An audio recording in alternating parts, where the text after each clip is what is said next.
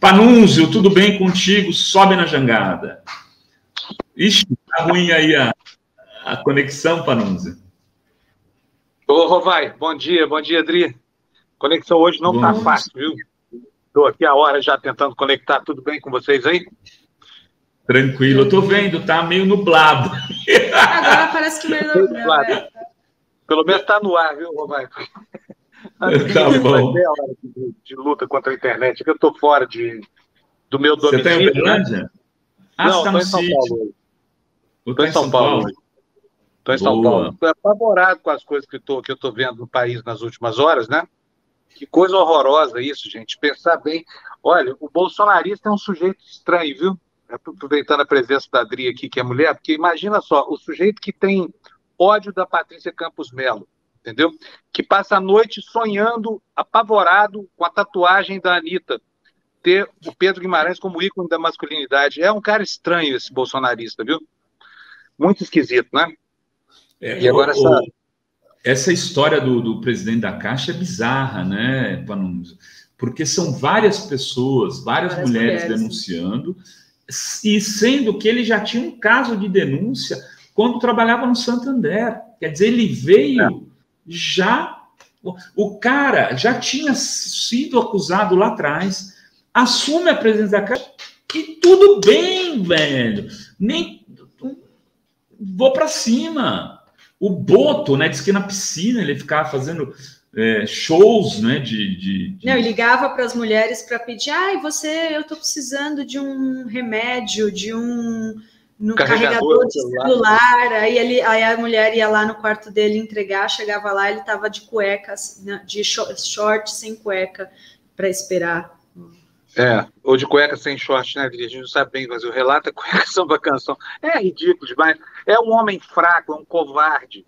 Eu vi uma live desse sujeito em que ele declarava que tinha 16 armas em casa. Quer dizer, um degenerado desse, um maníaco sexual com 16 armas em casa, talvez explique a presença da mulher dele no evento da Caixa hoje de manhã. Sabe? Porque não é possível. A mulher dele, Manuela, com 2 L's, como aliás a minha neta também é, a mulher dele, há 20 anos com ele, há 20 anos sendo corneada dessa forma tão assim, sabe? Ela é filha do Léo Pinheiro. Do Léo uma família de posse. Não estou falando, né? Não estou culpando a vítima pelo fato que ela comete, nem tem nada com a vida do casal, mas, sabe, ir a um evento público como esse, para uma pantomima hoje de manhã, porque o cara quer sair a pedido e não quer ser demitido, que história! Como é que pode alguém viver dessa forma, assim, subjugado por um machão cafajeste desse? Porque não tem outra palavra para isso. Isso é um degenerado. Agora, o governo do Brasil tem o maior RH do país. Eles têm lá a BIM, tem SNT, tem o diabo para levantar informação. E o assunto dos assédios dele contra funcionários do Santander que justificaram a demissão era velho conhecido, estava nos jornais desde 2018. Quer dizer, o cara foi contratado talvez por isso, sabe? É isso que eu acho. É um governo de tantos capajestes que talvez isso forme currículo, no caso enfim, dos próceres dessa coisa horrorosa aí do governo Bolsonaro, né? Agora, é um dia bom hoje, eu digo assim, em face da desgraceira geral que a gente conheceu ontem. Por quê? Porque aí está revelada toda a força dessas mulheres, sabe? Imagino que os constrangimentos que elas não passaram até chegarem ao ponto de procurar o Ministério Público Federal para apresentar uma denúncia que não seria acolhida nos canais convencionais da Caixa, que estão ali para enganar as mulheres, sabe? A Caixa tem um canal de denúncia para enganar mulheres, porque as denúncias não andam. Elas declaram que já haviam recorrido a esse canal e que nada aconteceu com esse cafajeste, né? E, ao mesmo tempo, nós tivemos aí a notícia de que a Patrícia Campos Melo venceu por 4-1, né? A gente estava falando isso. Quem foi o que não votou, né, a favor? Não, foi o primeiro voto já tinha sido contra. Ela já tinha esse voto, acho que antes, se eu não me engano. Foi o revisor, foi um dos revisores lá, um cara que tem um nome engraçado. Enfim, tem que expor o cara, né? Tem que expor, porque assim, a coisa é absurda. É a mesma coisa que eu chegasse e falar assim: olha, fulana lá, Michele deu furo. Isso quer dizer, se ela me processar, ela tem razão. Óbvio, cara, insinuando que ela trocou reportagem por sexo. que ela foi propor. E eles divulgaram, né? Porque, Panunzio, o que é pior dessa história é que, enquanto o Bolsonaro falava isso de forma cifrada, nas redes bolsonaristas, de forma explícita, eles diziam isso, que ela tinha oferecido sexo anal para poder ter a reportagem. Eles difundiram isso de forma explícita. Tudo isso é pavoroso, viu? Forma um quadro assim da pior qualidade e só vai desvelando, né, mais dessa porcaria desse governo neonazista que está aí, que cultua esses valores, porque isso para eles é um valor. Estou dizendo, o RH do governo do Brasil, a ABIN, Gabinete de Segurança Institucional, será que não sabiam quem era esse assediador, esse malandro, esse picareta desse Pedro Guimarães? Sabe? Será que não leram as notas publicadas nos jornais? Não estamos falando nem de coisa que circulou na Deep Web, nem nada disso, mas era público e notório. Se você fizer uma pesquisa no Google, e aí hoje a Carla de Mendes foi que me lembrou disso logo cedo no Twitter, eu não falei com ela, eu vi o Twitter dela apenas, né? Lembrando dessa informação de 2018, e era verdade, estava lá desde 2018. Será que o governo federal não sabia? Ou será que o cara foi contratado justamente por ter essas qualidades? Sabe? Aqui fica a minha dúvida, eu acho que é uma dúvida pertinente, porque como eu acredito piamente que esses nazistas aí do Bolsonaro usem isso como um valor, eu acho que isso qualifica o sujeito para um emprego de presidente de banco estatal. Sabe, o fato de ter sido demitido de um banco privado, porque assediou, parece que bateu numa colega, inclusive, durante uma festa lá de fim de ano no Santander. Então todo mundo sabia. Quem precisava saber, sabia. General Heleno sabia, o pessoal da ABIN sabia, todo mundo sabia. Nada disso foi impedimento para contratar esse cafajeste, esse pilantra desse Pedro Guimarães para presidir a Caixa Econômica Federal. Agora, o epílogo dessa história é que é triste, né? Porque é um homem fraco, é um homem que não confia. Vou falar um negócio, vocês vão me desculpar aqui, mas vá lá que o sujeito tivesse mesmo a intenção de cravar alguma conquista sexual, ninguém tem nada a ver com isso, é a vida pessoal dele. Pode ser casado ou não diz respeito a mais ninguém, a não ser a ele e as vítimas do assédio que ele provocar. Agora, o sujeito usa a força do cargo para subjugar mulheres, quer dizer, ele não tem argumentos dele, pessoal, nem a exibição do boto lá que você falou, né, Robai? Fez com que ele se achasse minimamente interessante para as mulheres que ele pretendia assediar. É um fraco, é um covarde, é um sujeito que tem fé nas armas, um sujeito que leva a própria mulher para passar por um espetáculo humilhante como essa apresentação que ele fez hoje de manhã e que expõe a família dele, como esses babacas desses bolsonaristas costumam fazer mesmo, porque a família para eles, olha, é um gogó só, é daqui para fora, sabe? Porque da porta para dentro, o mundo deles é esse aí. Panunzio, eu lembrava aqui, né, antes de você chegar, que esse Pedro Guimarães foi cotado para assumir o Ministério da Economia quando o Guedes bambeou. O nome dele era o mais cotado, não sei se você se recorda disso. Quer dizer, ou seja, demonstra imensa intimidade com o Bolsonaro. Ele não era um cara assim, um presidente da CEF indicado por alguém. Na época dos processos contra o Lula, o Moro, se você for ver lá, aliás, tem um amigo secreto, o filme traz esse depoimento, né? O Moro fala assim, o senhor não sabia, então, que o fulano de tal, que é quinto escalão da Petrobras, era responsável por corrupção? Como assim? Quer dizer, o Bolsonaro não sabia de nada disso. Olha, mas não é o primeiro integrante desse governo que é acusado de usar, digamos assim, prerrogativas da função ou do cargo que ele ocupa com fins sexuais. Teve outro que falou que usava o apartamento funcional para comer gente. Vocês se lembram disso, né? Exatamente. É verdade. Então, o próprio. Exatamente. O próprio, o sulfuroso. Não, estava lembrando aqui, são vários, eles é um governo que dá carta branca para esse tipo de postura dos seus cargos, né, mais altos, porque o Bolsonaro é um misógino, machista, e a gente tem vários exemplos disso. Você lembrou ainda mais um, eu tinha lembrado vários antes, da Maria do Rosário, da Fraquejada, da Patrícia Campos Melo, são vários, né? Tem um superchat aqui da Thaís Neves, que eu queria trazer e agradecer, Thaís, muito obrigada. Pior dessa história é a quantidade de dinheiro que passa pela Caixa e do qual dispõe a família e o Pedro Guimarães. É para isso não vir à tona semana, ele vai sair hoje mesmo. Vi isso no Eduardo Moreira. Ou seja, já para não puxarem toda a capivara. Por exemplo, o financiamento recebido do BRB para comprar a mansão do Flávio Bolsonaro, mansão avaliada em 6 milhões, onde ele puxou um financiamento de 3 milhões e 200, né? Quem será que ajudou nesse processo, Fábio Panunzio? Você teria alguma suspeita? Olha, nesse caso, parece muito claro que o banco era o BRB, né, Robai? O banco é um banco de Brasília. Então, quer dizer, o governador de Brasília é um bolsominion dos mais empedernidos. Então, assim, agora, o que a gente vê é como é que esses círculos de poder aceitam essa degeneração como valor. Isso me assusta muito, porque isso vai criando filhotinhos por aí. Toda vez que alguém se comporta mal e é apresentado, sei lá, como ícone da masculinidade, como esse Pedro Guimarães, isso cria um tipo de comportamento que vai se reproduzindo pelas redes sociais, porque não tem fronteira moral, rede social não tem alter ego, e autoriza pessoas que têm o mesmo tipo de comportamento ou os mesmos valores a se apresentarem e mais, a agirem dessa forma, né? Então, assim, a deformação que isso vai provocando vai custar muito caro ao país. E, olha, é um país que vai entrando, assim, para a crônica de terror no mundo, como sendo, sei lá, talvez o portão de entrada do reino de Hades, né? Essa história, por exemplo, da criança que foi estuprada, e ainda estão querendo discutir se é estupro ou não. Como assim uma criança com 10 anos de idade? Não interessa o pai tem 13 ou 31 ou 310 anos de idade, é estupro presumido, as crianças não têm nem ideia do que é. A minha neta tem 10 anos de idade, ela é uma criança. Eu fico pensando aqui nela sendo...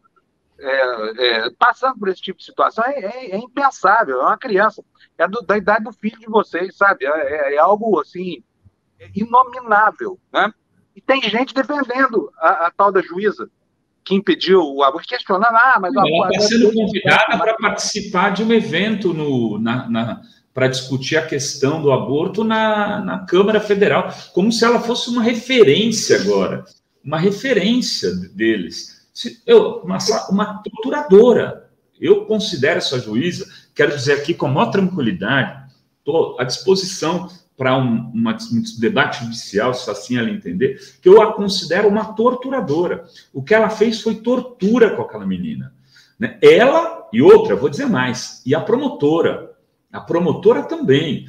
Aquilo não é uma discussão no âmbito judicial, como se fosse um interrogatório baseado em métodos de tortura. Um horror, Panunzio, um horror. Olha, eu só queria lembrar para vocês que a primeira marca impressa pelo Bolsonaro, o governo dele, foi durante o primeiro carnaval dele, foi a do Golden Shower. Vocês se lembram disso? Lembro. Então, um governo que já nasce moldado na forma da degeneração. O próprio presidente da República que trouxe a pauta para o país. Aí depois apresentou a Damares, que é outra, né? Cadê a ministra da Família para se pronunciar sobre Pedro Guimarães? Sabe? Num governo decente, essa ministra teria ido para os jornais para dizer o seguinte: olha, esse governo não aceita isso. Eu sou ministro da Família, eu estou aqui para proteger os valores dessas mulheres que foram agredidas, sou ministro da Mulher. Cadê essa Damares? Está procurando Jesus na goiabeira? Brincadeira. Para que serve a ministra da Família e da Mulher e tudo mais? Cadê? Onde é que está a presença dessa figura? Sabe? Você se lembra do episódio lá de Pernambuco também, ficar perseguindo clínica, hospital público, porque outra vez, aborto. Agora, a impressão que eu tenho é que é a seguinte, porque os mesmos que vêm falar contra o aborto são os defensores da vida, não sei o que mais, são os defensores das chacinas. Então aí tem um paradoxo, né? Uma dissonância cognitiva. Como é que o sujeito defende que alguém não aborte? Para quê? Para criar matéria-prima para chacina de PMs bolsonaristas aí no futuro? Então, assim, a gravidade das coisas que acontecem no Brasil é tão grande que às vezes é inacreditável. Imagina a dificuldade de uma pessoa aí fora, sei lá, num país civilizado da Europa, para entender o que se passa por aqui, porque não é possível. É além da conta, sabe? Nós estamos vivendo isso como se um dia depois do outro, como se isso tudo fosse plausível. Não é plausível, gente. Está tudo errado no Brasil. Pelo amor de Deus. Nem nos Estados Unidos, com Trump, com essa coisa errada toda que a gente tem visto acontecer ali, isso não é normal. Sabe? Em nome de um reacionarismo expresso, essa coisa toda, você não pode abarcar valores degenerados, sabe? Valores de tarados, de maníacos sexuais. essa discussão em torno da tatuagem da Anitta, eu sei que hoje tem muita gente, mas a Anitta não declarou voto no Lula. Bem, não tem problema nenhum. Ela já declarou que não vota nesse monstro que está aí. Está ótimo. No segundo turno a gente resolve, se for o caso. Se não resolve, no primeiro, se não voto da Anitta. Eu ia te perguntar isso, inclusive, Fábio. Ontem teve aqui o nosso Marcos Coimbra, aí, que tem uma história de previsões, né? Um dos maiores especialistas em pesquisa. Ele diz o seguinte: na opinião dele, o Bolsonaro está morto eleitoralmente. Ele crava isso. Ele fala, faz 1 ano, 2 anos, ele gastou tubos de dinheiro, chegou a dar R$ 1.200 para famílias que ganhavam Bolsa Família durante a pandemia, 600 para as outras, agora deu 400, fez de tudo, as pessoas não gostam dele, diz o Coimbra. E ele vai perder a eleição. A gente não deveria mais ficar com receio de falar isso e discutir o futuro do Brasil pós-Bolsonaro. O que você acha disso? Eu acho que está errado. O Marcos Coimbra, que me desculpe, não estou falando nem do ponto de vista estatístico, não, estou falando da análise do momento político no país, no Brasil, porque vocês se lembram como ele ganhou a última eleição. Ele era um farrapo, igual aos outros, ele era o sujeito que servia de matéria-prima para programa de anedota na televisão, né? Ele ia no lixo da programação das TVs brasileiras, só lá que ele tinha espaço. Aí surgiu a facada. Então, eu acho que tem 2 momentos no futuro, que estão próximos aí, e que vão ser muito desafiadores. Cabalisticamente, eu acho que o 7 de setembro vai ser um grande desafio, porque eles estão armando, estão falando já em sair para as ruas em julho. Bolsonaro tem reiteradas ameaças contra a justiça eleitoral. Então, essa é a primeira ameaça do golpe de Estado. Eu não menosprezo essa ameaça. E também não acho que o Bolsonaro não tem apoio das Forças Armadas. Acho que os generais estão todos fechados com ele, até porque são sócios na cadeia que vem por aí. Pazuello, aqueles coronéis corruptos lá que queriam trabalhar como atravessadores na venda de vacina falsa para o governo, né? Enfim, os pastores criminosos, eles são sócios dessa cadeia, não tem dúvida. E o Bolsonaro não pode sair do poder porque ele vai preso. Ele é um bandido, ele está cometendo crimes em série, ele é um criminoso serial. O que ele está fazendo com as finanças do Estado é algo criminoso. Vocês se lembram que a Dilma foi caçada por uma pedalada fiscal. Imagina se saísse por aí distribuindo pichuleco para a população mais pobre, como o Bolsonaro está querendo fazer, distribuindo 4 bilhões e 300 milhões para impedir uma CPI de acontecer, a CPI do MEC. Onde é que isso daria? Então, quer dizer, num tempo, restaurando valores daquele tempo, essa direita brasileira vai ter que entender que o Bolsonaro é inviável do ponto de vista criminal, do ponto de vista penal. Por quê? Porque ele é um criminoso serial. Então, ele não pode sair do poder. O que ele vai fazer? Ganhar a eleição ele não vai, roubar. Eu acho que ele vai perder a eleição também. Não sei se no primeiro ou no segundo turno. Acho que ele perde no segundo ainda. Sabe? Agora, tem uma segunda questão. E a facada? Sabe? Acho que eles não vão aposentar o know-how da eleição de 2018. Acho que vem uma facada por aí. O que vai ser a facada, ninguém sabe. Mas que ela vem. Porque, no desespero, o que eles sabem fazer é isso. Criar situações falsas, né? Que criam, por sua vez, efeito eleitoral. São bons nisso. Talvez seja a única coisa na qual eles sejam bons. Então, nós temos que ficar muito atentos, porque a sensação de que a distância do Lula para o Bolsonaro vai nos trazer de volta o país que a gente tinha antes, é uma sensação, tudo bem, ela é reconfortante porque ela recoloca alguma esperança no horizonte, mas ela é falsa porque ela nos faz esquecer do que eles são capazes de fazer e do que eles são mestres em fazer, sabe? Então nós temos 2 questões até o comecinho de outubro e temos que tomar muito cuidado com a nossa expectativa, porque se a gente começar a achar que ficou fácil demais, aí sim é que facilita tudo para eles, viu? E aí a galera não vai também fazer campanha, né? Porque vai acomodar, e também é importante eleger um congresso. A gente sempre tem falado aqui, né, deputados e senadores que, né, sejam no campo progressista para que as mudanças que o Brasil precisa consigam, né, ser aprovadas. Tem mais comentários aqui. Josiel Bessa Gonçalves diz: Josiel Bessa do Crato, não vejo a hora em que Bozo quebrará os pratos do Alvorada. Obrigada pelo superchat. Aí tem a Vera Lúcia dizendo, nunca pensei que eu ia querer que o ano passe logo, outubro, por favor, venha logo, tá chegando. E tem aqui a Magda, lembrando, que do presidente da Caixa Econômica colocando os funcionários para fazer flexão. Vocês lembram dessa história? Não é a primeira polêmica, né? Aquilo era um assédio moral, né? Agora é assédio sexual. Tem alguém lembrando assim, mas 2018 o Lula, eles prenderam o Lula para o Bolsonaro ganhar, também é uma verdade, né, Panunzio?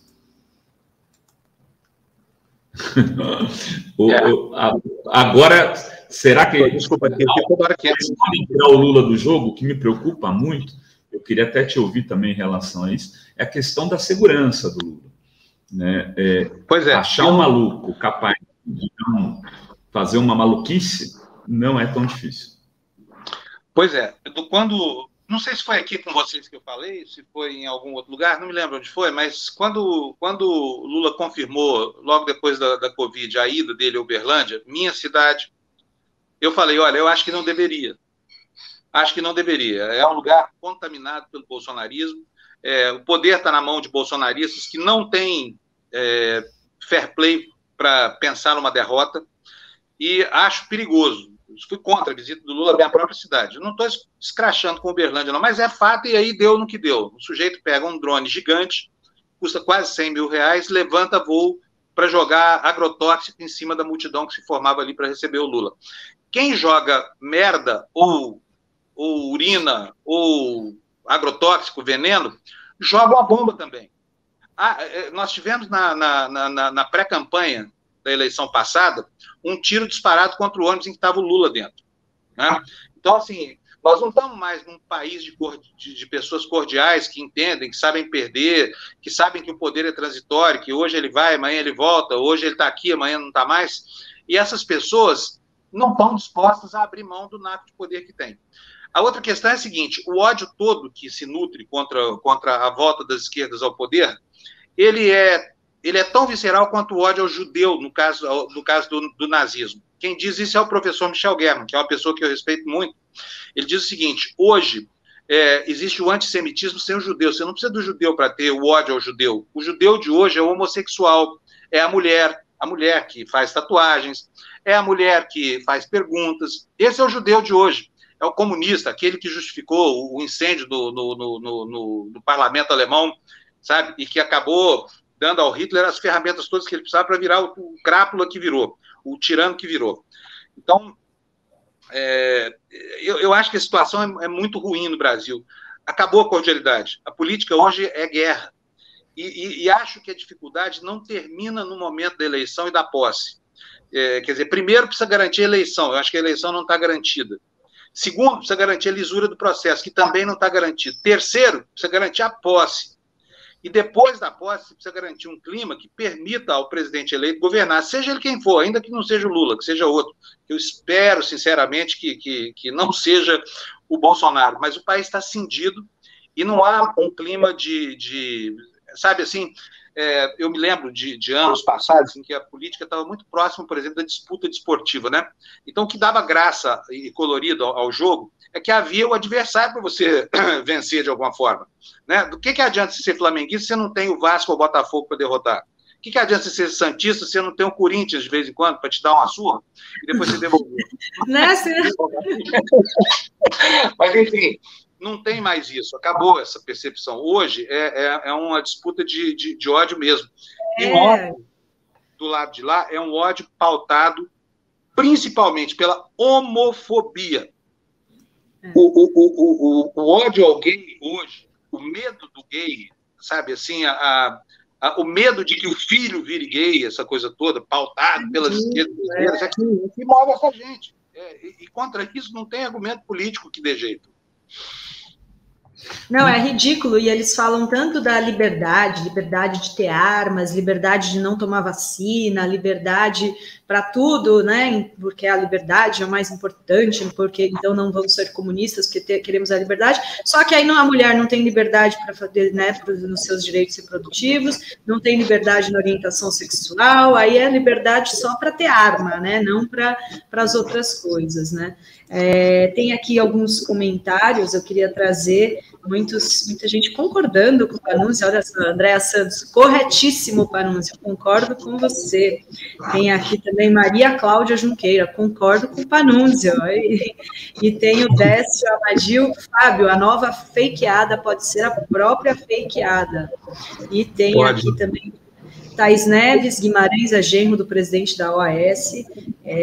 O Guimarães que ela está falando é o Pedro, porque o José Guimarães, que já está aqui embaixo, não tem nada a ver com isso. Acho que se eles forem parentes, ele vai ter que explicar. De onde eu sei, o Zé Guimarães é irmão do Genuíno. Não tem nada a ver com Pedro assim Guimarães. Como Guimarães Rosa também não tem nada a ver. Não tem nada a ver com esse cara. Quando o Guimarães abrir a câmera aí, a gente já pode subir. Eu acho que, na verdade, quem está aqui é o assessor do Guimarães, dizendo que ele vai se atrasar. Tem problema. Então, não tem problema. A gente está aqui, a gente espera. O Panunzio pode ficar mais um pouco? O Panunzio está com... Posso ficar, sim. Aqui nosso papo, porque o assunto é o que não falta. Diz que já Bolsonaro foi ligeiro e ele está nomeando para presidente da Caixa uma mulher, né, que era assessora do Guedes. Braço direito do Guedes. Qual o nome dela? Daniela Marques, considerada o braço direito do ministro Paulo Guedes e comanda atualmente a Secretaria de Produtividade e Competitividade do Ministério da Economia. Então, o Guimarães deve deixar o cargo ainda hoje, depois dessas denúncias de assédio sexual que estão sendo apuradas pelo Ministério Público Federal. Aí você vai ter uma mulher que poderia dar continuidade às investigações, né, se quisesse. Vamos ver, né? Porque se for... Não vai, Panunzio. Rovai, lembra que ele botou um negro na Fundação Palmares, olha o que deu.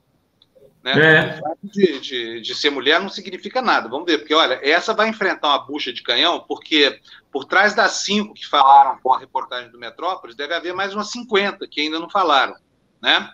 E isso, com certeza, vai desatar um fio de novelo que vai para outras áreas do governo, porque eu não tenho dúvida de que esse comportamento não é um comportamento exclusivo do presidente da Caixa Econômica Federal. Ele está lá desde as calendas, né? Como é que ninguém nunca falou disso? Sabe? Como é que foi preciso que essas 5 mulheres quebrassem, de repente, o silêncio, para que, a esta altura do campeonato, 4 anos depois, 4 anos passados, esse canalha desse Guimarães aí fosse desmascarado, né? Tem muita coisa para vir à tona por aí, viu? E assim, a coragem dessas mulheres, com certeza, vai motivar muitas outras a dizerem como é que é o ambiente profissional nesse governo fascista. Governo que acha que mulher é carne barata que você compra no açougue, é mochiba, é osso. Não, e assim, que homens podem se aproveitar da sua autoridade para fazer esse tipo de coisa. Eu concordo com o Panunzio, inclusive antes de entrar aqui no programa, chamei o Plínio aqui pelo WhatsApp, falei, vamos atrás aí dos nossos contatos na Caixa Econômica, porque esse é o começo, então puxaram um fio de novelo que vai desencadear em novas denúncias. Vai ter mais história aí, certamente esse cara fez isso com mais mulheres e não duvido de surgir denúncias em outros órgãos, porque, obviamente, começa a se encorajar, e aí também tem outra coisa, né? O governo está acabando. Aí o governo está acabando, já rei posto, rei morto, amigo. Rovai, dia 17 de março de 2000 qual foi o ano da posse? Foi 2019, né? 2019, Dia 17, eu guardei essa data, porque quando eu ouvi isso, eu não acreditei. O Bolsonaro disse que a função dele era construir nada, que antes de começar a construir, teria que destruir muita coisa. Pois essa promessa ele cumpriu integralmente. Está destruindo, está destroçando a administração federal, está destroçando também isso que eu vou insistir, valores republicanos, né? Valores que limitam assim, a atuação de pessoas que têm muito poder no Brasil. Agora, essa batalha, ela nem começou ainda, entendeu? Para restaurar esses limites. Essa batalha nem começou ainda. Ela só vai começar quando esse pessoal for expurgado do poder. Fica aqui, o que me preocupa é saber como é que começa essa faxina. Você entendeu? Porque nós temos aí, olha, um centrão superativo, completamente atrelado aos esquemas do bolsonarismo, Estou aqui esperando ansiosamente qual vai ser a decisão hoje do presidente do Senado com relação à CPI do MEC, porque esse é outro escândalo. E, olha, é uma sucessão tão grande de escândalos de tamanha gravidade, que a gente está aqui falando já há quantos? 20 ou 30 minutos? Até agora não falamos de pastor corrupto do MEC. Nós estamos falando só do escândalo sexual, que é o assunto do dia.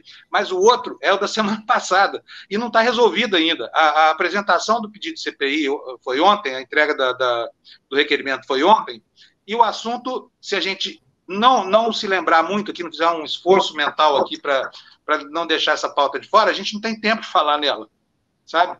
Então, assim, vamos ver o que vai acontecer por aí. Hoje é um dia super importante para o Brasil, né? Se sair essa CPI do MEC, eu acho que a coisa está bem mal parada para o lado do Bolsonaro.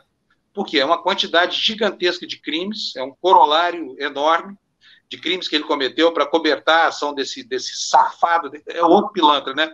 Milton Ribeiro.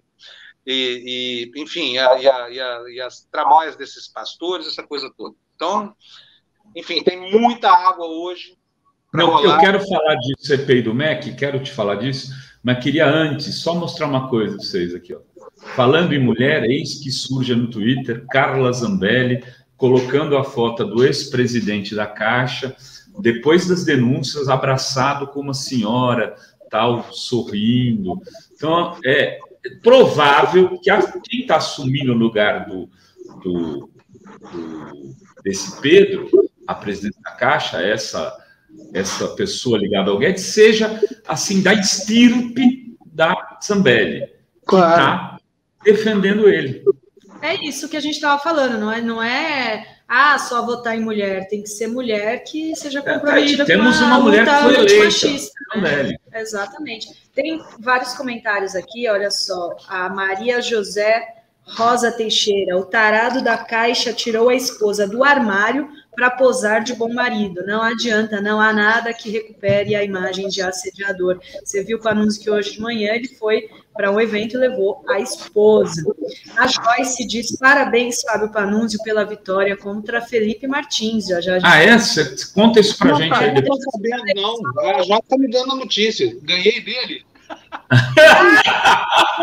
Notícia boa, Joyce. Ganhei, vou até pesquisar isso aqui na internet. Eu ganhei dele, ganhamos. Eu não. É um nazista.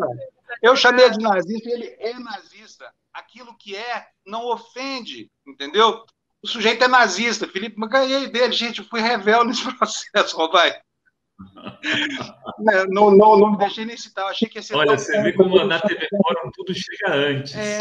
Até a notícia. Mas isso daí não tinha o Panunzio recebe ao vivo a notícia. Total, né?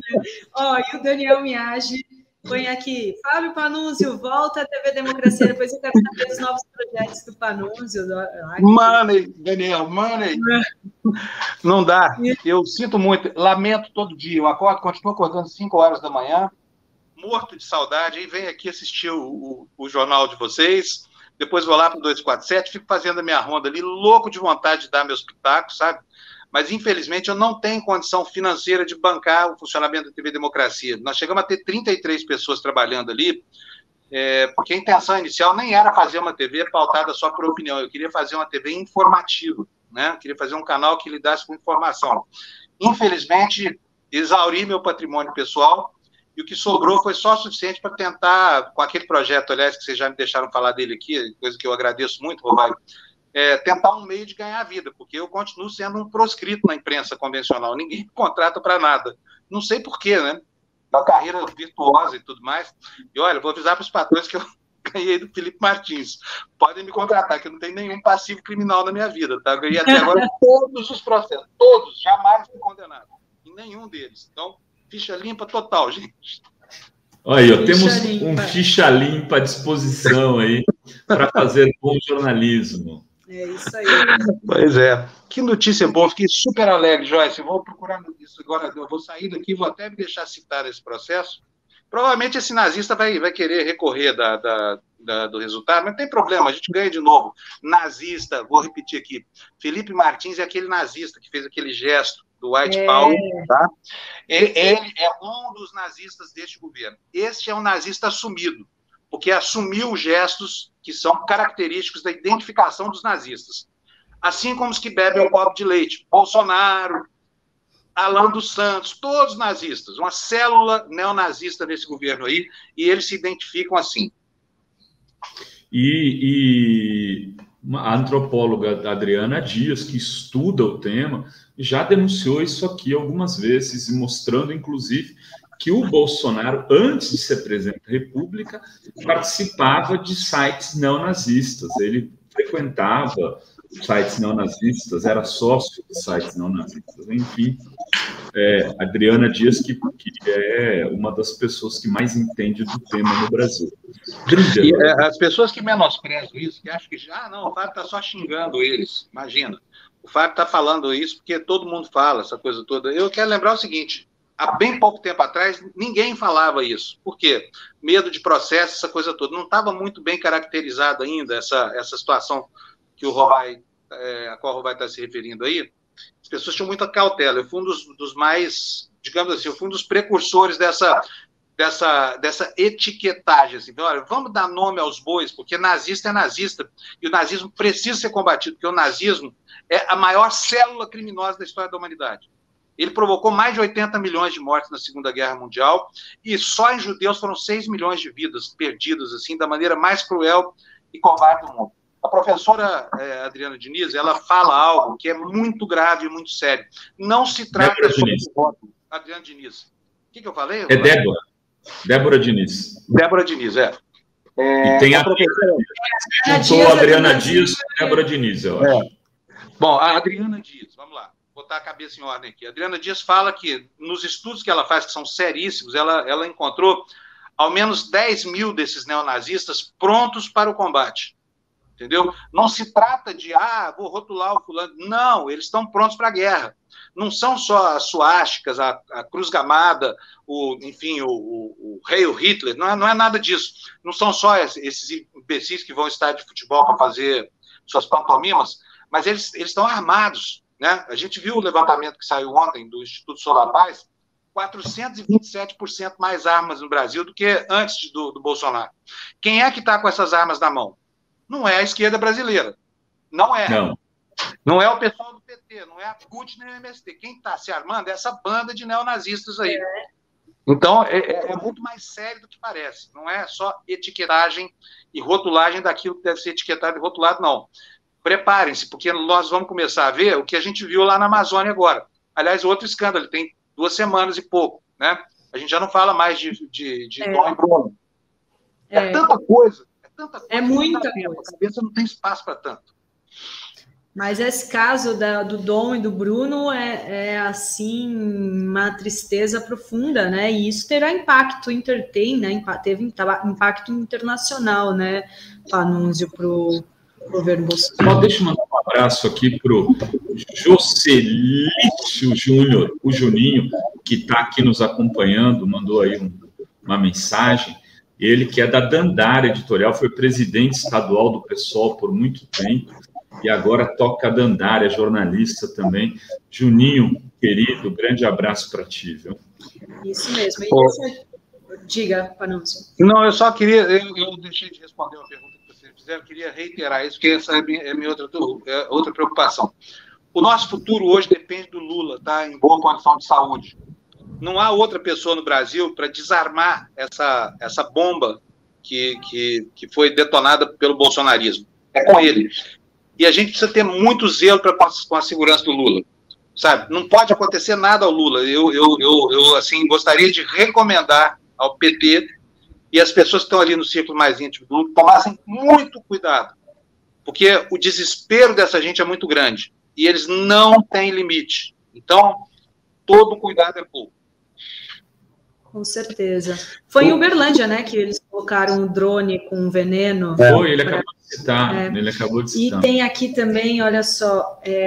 Um drone, segundo o Panunzio, eu não sabia, que custa 100 mil reais, quer dizer... Um drone gigante, né? Ele ocupou o espaço inteiro da carroceria da caminhonete. Exatamente. O Taneu disse, peço que responda um e-mail, grato. Vamos ver. Eu respondi, Taneu. aquele, pelo menos, que você mandou, eu respondi. Falei aqui de você ontem, citei você, meu amigo. Você não está vendo o programa inteiro, Tânio. Elogiei você. Ganhou 6 medalhas lá em Lisboa. Com 84 anos, o cara ganha 6 medalhas de natação, hein, Panunzio? Vai vendo. Maravilha, parabéns, hein? E toma cachaçinha, hein? Tava lá. E o LP Reis diz: o Guimarães estava com o Bolsonaro em quase todas as lives das quintas-feiras. Numa delas, bebeu leite com ele, que o leite também é apontado como um símbolo nazista, né? Segundo a Adriana Dias explicou aqui pra gente. E a Joyce está chegando como membra aqui, muito bem-vinda. A Ruth Carvalho diz: volta, Panunzio, você faz falta no meu café da manhã. O Antônio Nelson diz: Panunzio está lembrando que com a vitória do Lula, os fascistas estão aí, porque a gente pode vencer o Bolsonaro nas urnas agora, mas o bolsonarismo vai continuar, né, Panunzio? Isso que é uma preocupação, né? Esse é o problema. Olha, gente, tudo pautado pela homofobia, tá? É só isso, é simples de entender. Não precisa complicar muito. Eles temem o homossexualismo porque temem a própria sexualidade. É por isso que, assim, aliás, eu queria até dar os parabéns aqui para a TV Globo, que ontem foi um dia muito bacana. Ontem teve um Profissão Repórter importantíssimo com relação à questão da homossexualidade, da parada do orgulho LGBT. Muito importante que a imprensa grande comece a falar desses temas sem medo, né? Durante muitos anos eles foram proibidos, era uma mera alegoria. Algum comentarista de fofoca, outro que era admitido, um ator mais assanhado, coisa parecida, porque de resto, um silêncio absoluto com relação aos crimes que se cometiam, tendo como motivação a homofobia. E é essa a mola mestra do bolsonarismo. É essa a mola mestra do fascismo. Além do racismo, que é um clássico, né? É a homofobia que une essa gente toda. Homofobia e misoginia, né? Misoginia. Eles, tanto que esse governo, por exemplo, agora, se o Bolsonaro colocar uma mulher presidente da Caixa, é mais um fato quase inédito, porque quem ele tinha colocado era a Damares. Eu acho que tem agora uma substituta da Damares, porque ela saiu candidata ao Senado, e, aliás, elas vão disputar, né? Ela e a Flávia Arruda, que também foi para o governo lá, indicada por um homem do Centrão, e agora as duas são candidatas ao Senado em Brasília, que morram abraçadas. Eu estou falando de morte metafórica. Não vai falar que está defendendo morte política. Morte metafórica, viu, gente? Explicar que tem, né? O João Pedro está pedindo para chamar para a live, que ele quer falar de alguma coisa. Eu estou sem o WhatsApp funcionando, João Pedro, não consigo. Não sei se a Adri consegue ali. Eu vou pedir aqui para o Guilherme passar o link aqui, aí eu já te passo para você dar um beijo aqui no Panunzio. E deixa eu ler aqui mais comentários. O Vânio: negacionismo, vacinas, corrupção, misoginia, armas, etc. Está deixando o nosso povo doente. Ele é de Blumenau, Santa Catarina, que conheceu aqui hoje, está chegando aqui no canal. E a Denise Tessuto pediu para ler aqui: recomendo assistirem ao episódio 3 da Terra de Ilusões, Internet, Morte e Mentiras da Netflix. É chocante o crescimento dos nazistas. Terra de Ilusões, Internet, Morte e Mentiras. Aí a dica, vou até anotar aqui. Dica aqui para maratonar aqui. E a Ruth Carvalho: eles vão sufocando um escândalo com outros muitos.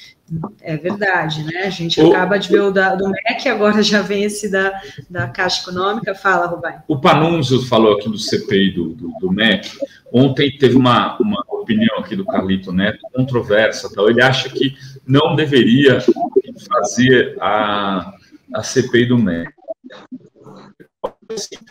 É também um momento para pautar isso. Eu queria saber o que o Panunzio acha. Eu acho que tem que fazer CPI para ontem, viu, Rovai? Sabe por quê? Até porque senão seria como prevaricar-se, entendeu? Preciso lembrar aqui, vou lembrar aqui um adversário da esquerda brasileira, o PSDB. Em 2006, quando houve o escândalo do Mensalão, o PSDB falou: vamos deixar o Lula sangrar. O Lula foi reeleito, deixou o governo com mais de 70% de aprovação. Então, esse negócio de apostar em consequências para o futuro, de maneira não testada, não funciona na política. A política é o reino da imprevisibilidade. Então, tem que investigar, sabe? Tem crimes para serem investigados, são crimes gravíssimos. Só uma instância, para vocês verem aqui, porque as instâncias de apuração estão todas elas contaminadas. A CGU está contaminada, a Polícia Federal, o delegado acabou de ser afastado, os caras dizem, não, mas o delegado tinha pedido antes de maio para sair. Bom, antes de maio, mas em maio não havia nada disso. Ele foi removido ali, por quê? Porque tantos outros foram afastados. Basta alguém encontrar um calo no pé do Bolsonaro que ele joga o sapato fora. Sabe, assim, é uma coisa impressionante a capacidade do governo de manipular essas instâncias de investigação. Então, a CPI pode ser que ela restaure um pouco da autonomia funcional dessas instâncias que têm que fazer as apurações. Agora, sem CPI, é certeza de que tudo isso vai para o lixo da história. Olha só, o Zé Guimarães já está aqui, Dri, mas antes eu vou mostrar para o Panunzio que ele precisa, quando ele vai para... se esconde no sítio, ele tem que pelo menos falar com os advogados, porque foi no dia 20 de junho que saiu a nota. Assessor de Bolsonaro chamado de neonazista perde processo para jornalista. Gente, como que eu vi isso? A Justiça Paulista rejeitou o pedido de indenização por danos morais feito por Felipe Martins, assessor para assuntos internacionais da Presidência da República, contra o jornalista Fábio Panunzio. E segue o fluxo. Parabéns, Panunzio, pela vitória aí. Eu quero agradecer. Quero agradecer penhoradamente a Defensoria Pública. Me poupou de ter que contratar um advogado para me defender nessa causa. Era tão fácil que eu nem me preocupei, viu, Rovai? E está aí o resultado. E quero reiterar, Felipe Martins, você é um babaca neonazista. Me processa de novo, por favor. Estou louco, cara. Vamos, olha, já está aqui o Zé Guimarães, subiu o Zé. Aí... Deixa eu só ler 2 superchats aqui. Panunzio, obrigado, meu amigo. Deixa eu só ler. Fábio, eu tenho trauma até hoje. Em 2018, apanhei de bolsonaristas homofóbicos porque fiz campanha para Haddad aqui no Japão. Daniel Miage contando, olha só que absurdo. Marilice Garotti, obrigada. Ninguém que apoia a democracia deixará de votar no Lula se ele se comunicar com o povo por meio de telões. E a Joyce, Dri saiu no UOL, a vitória do Fábio veio pro seu WhatsApp também. Veio pro seu WhatsApp. Obrigada, Panunzio. Valeu, Panunzio. Até a próxima. Um beijo para você. Liga para os seus advogado, amigo. Não, é Defensoria Pública. Dessa vez não tem.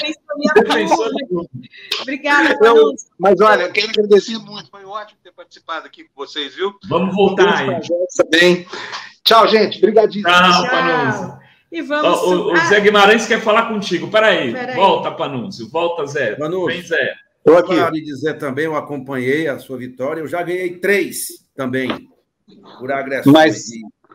Que beleza, deputado. Estou felicíssimo da vida, viu? Aí, olha, hoje mais feliz ainda. Não sabia da minha situação, mas eu já estava super feliz quando a Patrícia Campos Melo, que eu admiro muito, tenho um baita de um respeito por ela, e assim, ela está demonstrando com a valentia dela, com o caráter dela, que para vencer o fascismo só precisa de 3 coisas: honestidade, coragem e persistência. Resto... E tem uma pessoa que quer falar com você também, que é o João Pedro. Guimarães. João, tudo bem? João Pedro. Oi, tudo bem, meus amigos? Eu estou aqui muito feliz agora nesse momento, porque agora há pouco, aquela atriz linda, Sarah Silverman, que virou minha fã e minha amiga, ela compartilhou ali no Instagram dela, no Story, e marcou um desenho ali que eu fiz para aquela mulher importante lá dos Estados Unidos, a Alexandria Cortez, aquela pessoa importante da política lá dos Estados Unidos, que eu fiz um desenho para ela, dela na infância dela, junto com o pai dela. Aí a atriz Sassi marcou ela. Ó, se ela ver, ela vai ficar João Pedro, em breve, na Câmara Federal, sendo colega de bancada do Zé Guimarães. Ele se filiou ao PT, sabia, Zé Guimarães? Eu não vou ser político, não, gente. Isso aí eu vou deixar para outra época. Eu não quero ser isso, não, gente. Eu quero viver na minha arte, mas eu quero ajudar vocês na luta sempre. João, um abração para você, tá? Prazer. Beijo, João. Tchau. Valeu. Obrigadíssimo.